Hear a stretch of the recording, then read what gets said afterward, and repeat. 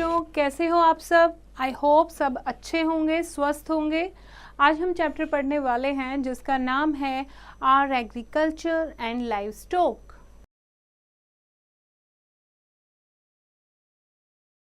Now first is agriculture. Agriculture यानी कि कृषि, खेती बाड़ी। Agriculture makes a combined use of natural and human resources. We use soil for sowing seeds, water for irrigation, minerals for fertilizer, humans and livestock for plowing and harvesting, etc. Agriculture एक ऐसा process है जिसमें natural और human resource दोनों काम आते हैं। जैसे मिट्टी में हम बीज को बोते हैं और पानी से हम उनकी सिंचाई करते हैं, मिनरल्स हम एज अ फर्टिलाइज़र यूज़ करते हैं, लेकिन ह्यूमन बीइंग का हम यूज़ करते हैं प्लाउ करने के लिए और उसको हार्वेस्ट करने के लिए। More than 121 crore people live in India. Most of the country's population directly and indirectly is dependent upon agriculture for their livelihood. ज़्यादा से ज़्यादा population यानी ज़्यादातर लोग जो हैं वो directly या indirectly अपना घर चलाने के लिए agriculture पर depend हैं। So our country is called an agricultural country. इसीलिए हमारे देश को agricultural country कहा जाता है। When the country attained independence in 1947, it was deficient in food grains. जब हमारा देश 1947 में आज़ाद हुआ था तो हमारे पास इतना फूड ग्रेन नहीं था, हमारे पास फूड ग्रेन की कमी थी। We had to import cereals from other countries, और हमें जो अनाज है वो दूसरी कंट्रीज से लाना पड़ता था। Then we used quality seeds, good fertilisers, irrigation facilities, modern agriculture implements and progressive methods of farming. Now we are a food surplus country and produce more food grains than we need.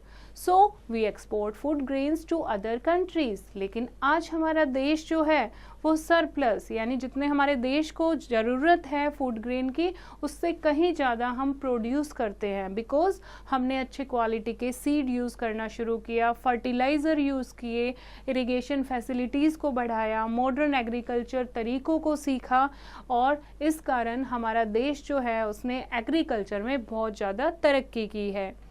Now green revolution.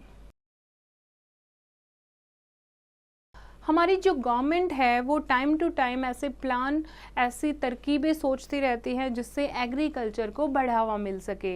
It is helping farmers in many ways. It has build dams to provide regular supply of water through canals.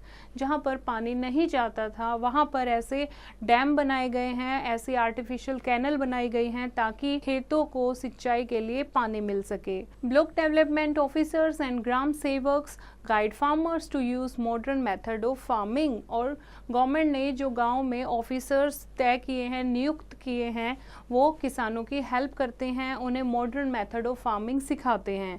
They help them to get loans to buy tractors and other equipments and install tubewell.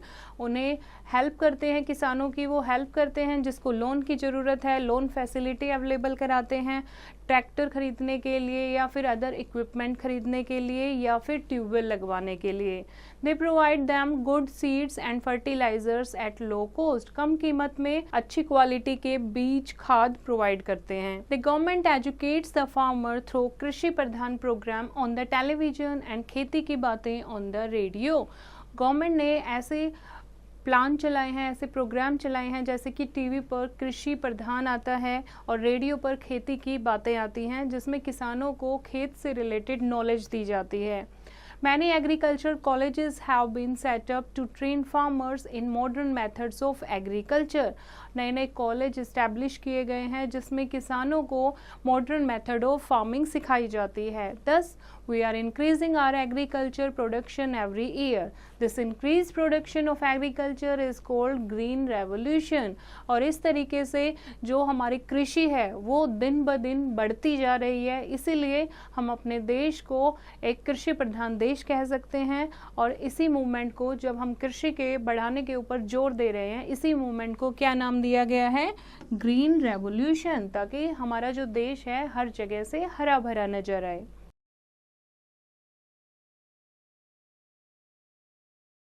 Now second topic है major crops. A large variety of crops are grown in the country. The most important ones are जैसे rice, wheat, millets, pulses, oilseeds, sugarcane, tea, coffee, spices, cotton and jute. India ranks first in the world in the production of tea. Okay, you know world में India on the first number जिसमें सबसे ज़्यादा T की production की जाती है. Sugarcane, groundnut and mustard, while it stands second in the production of rice and jute. Rice is grown in the rainy season as it requires much water. Rice जो है वो रेनी सीजन में grow किया जाता है क्योंकि इसको सबसे ज़्यादा पानी की ज़रूरत होती है. Andhra Pradesh, eastern Madhya Pradesh, Tamil Nadu, west Bengal, Assam and the coastal plains are the major regions where rice is grown, क्योंकि वहाँ पर बहुत ज़्यादा पानी अवेलेबल रहता है. Now, Punjab, Haryana and Uttar Pradesh also produce rice in irrigated farms. लेकिन आज जो है पंजाब, हरियाणा और उत्तर प्रदेश में भी चावल की खेती की जाने लगी है. The river deltas produce 2 to 3 crops of rice every year. जो रिवर डेल्टाज हैं जहाँ पर बहुत ज़्यादा पानी अवेलेबल रहता है वो साल में 2 या 3 बार चावल की खेती वहाँ पर की जा सकती है. Now millets जैसे कि jowar, bajra and ragi are also grown in the rainy season. They are mainly grown in peninsular India, यानी साउथ इंडिया में, सर्दर्न इंडिया में ज़्यादातर मिलेट्स ग्रो की जाती है. Wheat is another major cereal crop of our country which is grown in winter. दूसरी major crop क्या है? First is rice and second is wheat. It is grown in Punjab, Haryana, Western Uttar Pradesh and Malwa region of Madhya Pradesh. Crops like pulses and oil seeds are also grown in different parts of country. People generally eat food grains which grow in their own region. Wheat is mainly eaten in the north and northeast of India, while rice is mainly eaten in the south and in the east. जो rice है वो ज़्यादातर south के लोग खाते हैं और जो व्हीट है वो ज़्यादातर नॉर्थ में खाया जाता है, नॉर्थ वेस्ट रीजन में. Okay, a crop grow mainly for selling by the farmer is called cash crops. और ऐसी क्रॉप जो फार्मर सिर्फ बेचने के लिए ही ग्रो करते हैं, ऐसी क्रॉप को क्या कहते हैं? Cash crop. And the major cash crops cultivated in India are sugar cane, oil seeds, cotton, jute, tea, coffee, tobacco and rubber. ये सारी क्या है? कैश क्रॉप्स हैं, यानी सिर्फ प्रॉफिट के लिए किसान इनको ग्रो करता है ताकि वो इनको ग्रो करे और फिर आगे सेल कर दे. Cash crops not only provide raw material for industries but also on being exported earn foreign exchange for the country. और कैश क्रॉप हमारे देश की उन्नति के लिए बहुत इंपॉर्टेंट है क्योंकि इनको एक्सपोर्ट भी किया जाता है और इसके बदले हमें फॉरेन एक्सचेंज मिलता है. Okay. Now sugarcane. Sugarcane is a very important food crop. It is grown on well-drained fertile soil. It is used to produce sugar and good. Sugarcane जो है वो भी बहुत ज़रूरी है क्योंकि sugarcane से sugar और गुड़ हमें मिलता है. Okay. And India is the world largest producer of sugarcane. और सी, इंडिया हमारा जो है वो पूरे वर्ल्ड में लार्जेस्ट प्रोड्यूसर ऑफ sugarcane है. और फर्स्ट रैंक किसकी है इसमें? उत्तर प्रदेश स्टेट की. Okay. The other major sugar cane producer are Bihar, Maharashtra and Tamil Nadu. उसके बाद है tea. Tea needs hot and rainy climate and sloping land. It is mainly grown in Assam. ये देखो आप, ये चाय के गार्डन्स होते हैं, टी गार्डन होते हैं जहाँ पर हॉट एंड रेनी क्लाइमेट होता है, वहाँ पर टी की खेती की जाती है. Northern part of West Bengal and the Nilgiri hills in Karnataka are the other major producers. Coffee and cocoa are also grown like in Kerala, Karnataka and Tamil Nadu. Cocoa is used to make chocolates, Coca-Cola, Pepsi-Cola, etc. Malabar coastal area is the principal producer of spices, black pepper, cloves, कार्डामन etcetera. Malabar coastal area जो कि केरला है उसको largest producer of spices कहा जाता है। यहाँ पर काली मिर्च, क्लोव्स, लौंग, इलायची बहुत ज़्यादा ग्रो होती है। नाउ कॉटन, कॉटन जो है वो क्लॉथ बनाने के काम आता है। It is grown mainly in the black soil of Gujarat and Maharashtra. Cotton कहाँ ग्रो होता है? कॉटन ग्रो होता है mainly in the black soil of Gujarat and Maharashtra. इसके अलावा पंजाब, राजस्थान, तमिलनाडु एंड मध्य प्रदेश में भी कॉटन की खेती की जाती है। उसके बाद है जूट। जूट भी एक क्या है? फाइबर क्लॉथ क्रॉप है। इससे भी क्या बनता है? कपड़ा बनता है। It is a natural fibre with golden and silky shine and hence called the golden fibre. और जूट जो है ये गोल्डन कलर का होता है और थोड़ा सा सिल्की होता है, इसीलिए इसको गोल्डन फाइबर भी कहते हैं। क्या बनाने के काम आता है ये? Gunny bags, ropes, linen and carpets. It is require hot and rainy climate. West Bengal is the leading producer of jute in India. और सबसे ज़्यादा जूट जो है वो कहाँ ग्रो होता है?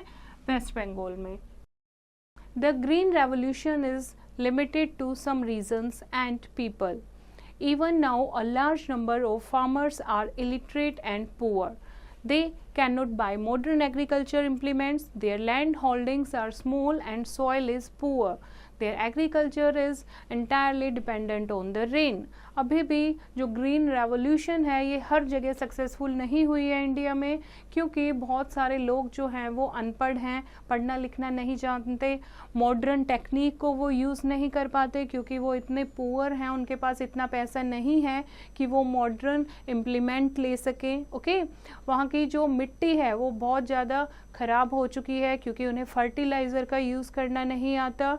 तो मोस्टली वहाँ पर सिंचाई के लिए वो बारिश के ऊपर, रेन के ऊपर डिपेंड रहते हैं। जब मॉनसून रेन आती है तभी वहाँ पर कोई फसल ग्रो हो सकती है, लेकिन मॉनसून जो है वो अनप्रेडिक्टेबल है इंडिया में।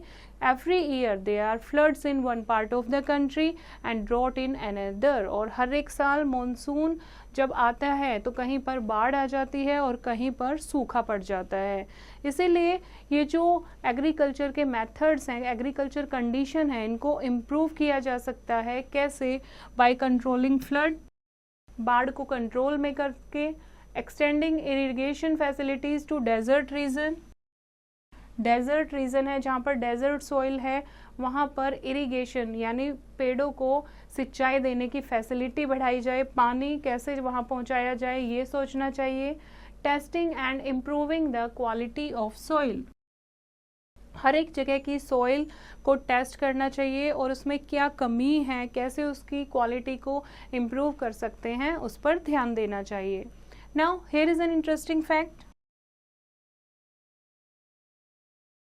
इंडिया में 2 मेन क्रॉप सीजन होते हैं।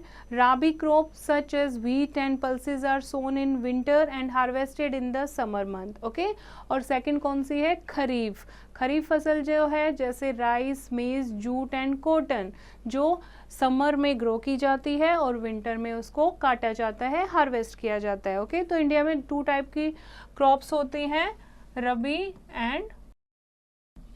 एंड खरीफ। रबी जो कि विंटर में सो की जाती है और समर में हार्वेस्ट की जाती है। खरीफ जो कि समर में सो की जाती है, बोई जाती है और विंटर में हार्वेस्ट की जाती है। Now second topic is livestock.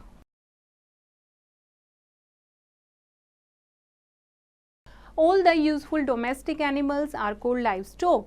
They are our friends or helpers. The dog is perhaps the oldest of our friends. Animals such as dogs, horses, camels, bulls, cows, goats, sheep, and buffaloes are a part of our livestock. Humans look after them. In return, they get milk, wool, leather, service, etc. Livestock क्या होता है? जितने भी useful domestic animals हैं उनको हम एक तरीके से लाइवस्टॉक कहते हैं। ओके, क्योंकि ये हमारे क्या होते हैं? फ्रेंड्स होते हैं। हम इनको डोमेस्टिकेट करते हैं, बदले में ये हमें दूध, वूल, लेदर या और भी बहुत सारी चीज़ें प्रोवाइड करते हैं। Now importance of livestock. Cows, buffaloes, goats and sheep provide us milk. Milk is a complete food और बहुत टेस्टी भी होता है और बहुत ज़्यादा पोषक भी होता है, न्यूरिशिंग भी होता है. हर एक बच्चा, चाहे वो बच्चा है, जवान है या बूढ़ा है, हर एक व्यक्ति उसको दूध की या दूध के प्रोडक्ट्स की आवश्यकता होती है. दूध से हम दही बना सकते हैं, चीज़ बना सकते हैं, पनीर बना सकते हैं, बटर मिल्क बना सकते हैं, घी और बहुत सारी मिठाइयाँ भी बना सकते हैं. दूध से बच्चे जो हैं उनकी बॉडी ग्रो करने में हेल्प मिलती है और वो हेल्दी रहते हैं और स्ट्रॉन्ग रहते हैं. नाउ व्हाइट रेवोल्यूशन और operation flood. Total production of milk is not sufficient for the growing population. Efforts are being made to ensure that cows and buffaloes give more milk. जितना दूध हमारे पास available है वो sufficient नहीं है, पूरा नहीं हो पाता इतनी ज़्यादा पॉपुलेशन के लिए. तो इस पर ध्यान दिया जा रहा है. गवर्नमेंट एक मुहिम चला रही है ताकि कैसे गाय और बफेलो से ज़्यादा दूध हम ले सकें.